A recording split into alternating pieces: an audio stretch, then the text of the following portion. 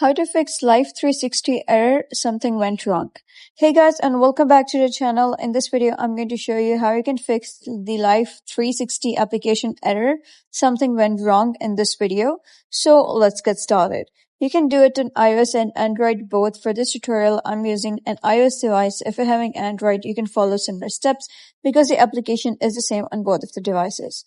So first of all, you gotta head over to the App Store and simply search for Life360 application and make sure that the application is updated to the latest version. If it's not, you'll be able to see an update button over here. Simply click on that and the application will be installed. So the newer version will not have that issue.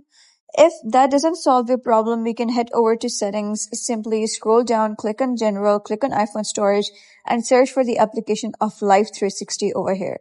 If you're not able to find it over here, you can simply search for Life360 and here it is. You can simply click on offload app. So this will free up storage used by the app but keep its documents and data. Reinstalling the app will reinstate your data if the app is still available for download. You can click on offload application, click on it, click on offload app once again. And once you do so, you'll be able to see reinstall app. Click on it again and wait for the app to get reinstalled.